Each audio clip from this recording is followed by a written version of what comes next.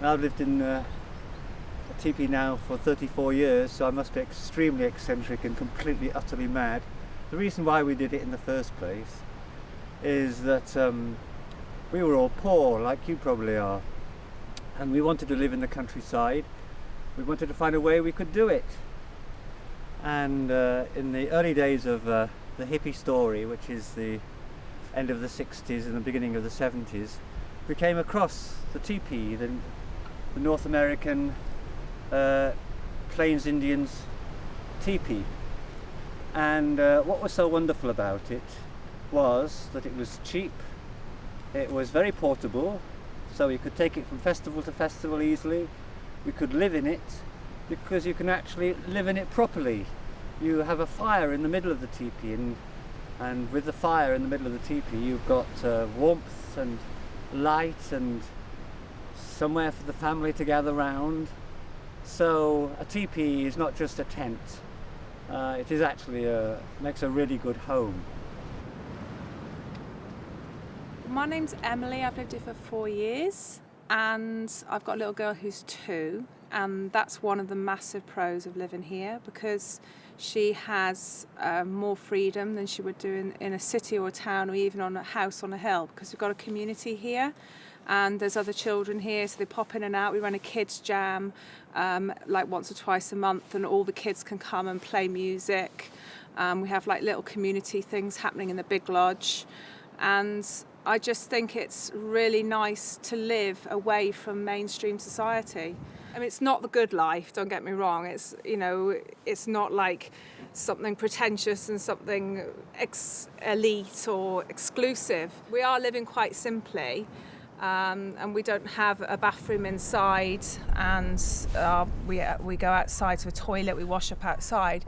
But it keeps you fresh, it keeps your energy going. My garden isn't actually here really, this isn't the best place for a garden. I've got a polytunnel there next to my teepee. I'll grow some of my food on this bit of garden here during the summer, but my main garden is in a place that gets a lot more sun. I've not planted anything since last year, and you can see I've got loads of greens to eat up. And another really essential thing to running a teepee is having a decent wood pile, so just come and look at my wood pile. And the idea here is to try to live with a smaller carbon footprint. To be perfectly honest, I've still got quite a carbon footprint. So I don't claim any great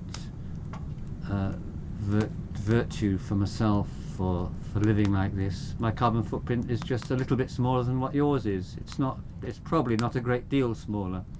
So I'm not a saint and you're the sinners. There's nothing like that. The wood pile I'm using at the moment is all this wood here, and it's all bone dry. The reason why we're here and why there aren't a lot more communities like this is that we did actually find 2 quite eccentric farmers who were happy to sell us a field, a little bit of land as we could afford. We save up our money, go to the farm and say, we saved up another £1,000, Mr. Busk.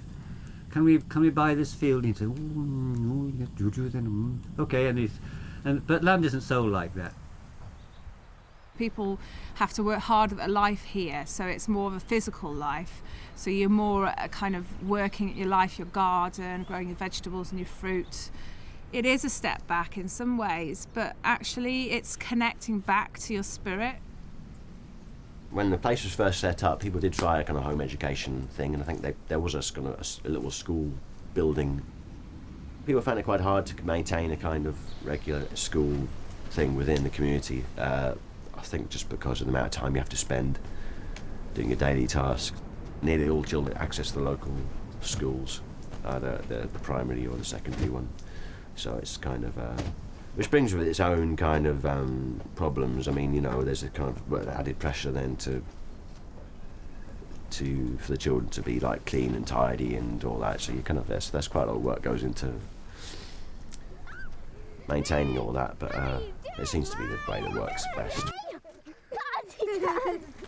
Whoa! Let's knock this out! cows. Yeah, it's the left. Oh, thank goodness for that. All of them? Have you counted them? Isn't that actually count them? Hey, Kai, can I have the last They're sandwich? labelled, aren't they? No, that one over there. What happens to the leftover gap? Does it like get distributed amongst the poor of the parish and stuff? No. Well, I'm usually quite poor at the end of my party, so yeah, it does rather. To me. Happy birthday to you. Happy birthday, dear Ray. Happy birthday to you. Whoa, thank you. Anarchism without respect doesn't have a chance. But with respect, having no leaders is a viable way of doing things. Basically, you get the amount of respect that you deserve. If you're a twat, then people aren't going to respect much of what you say. If you've got a reputation for being dishonest, people aren't going to have much respect for you.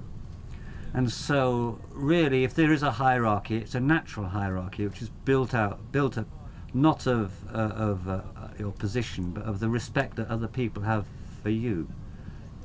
And I'd be one of the elders in this place, but that doesn't mean that I'm one of the leaders any more than anything else. In fact, leadership isn't a status.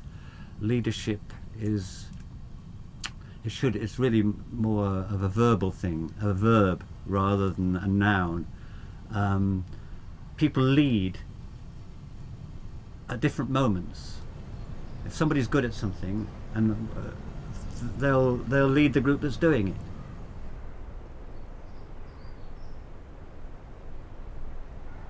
What else is really essential to being alive and living? What you do with your poo is pretty important. So why don't you follow me? I'll show you what I do with my poo. This quaint little shed here is actually my toilet, and you can just have a peek and you can see that. There are conflicts and arguments do come. We don't have irregular meetings. That's the thing, which is a kind of thing which some people in the valley are calling for, and some people say, well, it wouldn't really do any good. So there's a bit of a difference of opinion as to whether we should have regular meetings or not. But certainly, what's happened in the past, if there have been people that have caused a significant amount of trouble, they have been asked to leave. So that's quite make. It's easier than just digging a hole in the ground and putting in it like you're having to do. And behind you is all the woods. Tipi Valley's not organised like other community groups, like other off-grid communities. It's, there's about 2 or 3 rules I've heard of. And people, I suppose, resolving things, it comes down to, it's not an official meeting. It's neighbour will talk to neighbour, who'll talk to neighbour, who will talk to the person. The elders here are really good. You've met Rick, and you can go to them and you can talk about things, and they have got an influence. We're just ordinary people here, and we relate to each other in the way that people everywhere relate to each other. A reason in the past has been paedophilia. If somebody is accused or thought of being a paedophile, then it causes a great deal of anxiety, and they rapidly get chucked out. And I dare say, owing to the anxiety caused by the subject, that even some people not guilty of it might even have been pushed on because they weren't even given a chance to. We don't want them to prove they are, do we? You know what I mean? So it's issues like that can be very difficult, and people can react in the same way that anybody else can react. You see, because we're hippies, it doesn't actually mean that we really live in a state of blissful love and peace. We're just ordinary people like anybody else is. These 3 solar panels give me all the electricity I need. In my teepee I've got electric lights. I run a DVD player sometimes. I run a radio and a CD player. I have got a laptop computer, but I don't run it here really because there's no internet access anywhere near here. There's no mobile phone connection or anything. We're really in a beautifully sheltered area. I only just get Radio 4. You've seen the solar panels. This is where I store the electricity. Just down there, see. I would suggest, I'm only suggesting, that there's a kind of basic paganism to everybody. It doesn't matter what religion you're a member of. There's a basic paganism. By that I mean that there is or ought to be a love for nature in the hearts of everybody. Whatever religion you think you've got, there should be that, and that's the common thing in our spirituality, is our love for nature. Basically, it doesn't matter how you express it.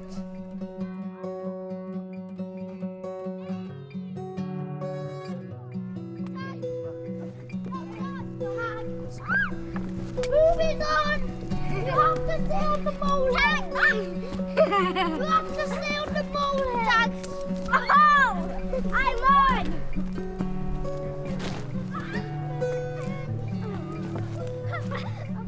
No, I'm gonna...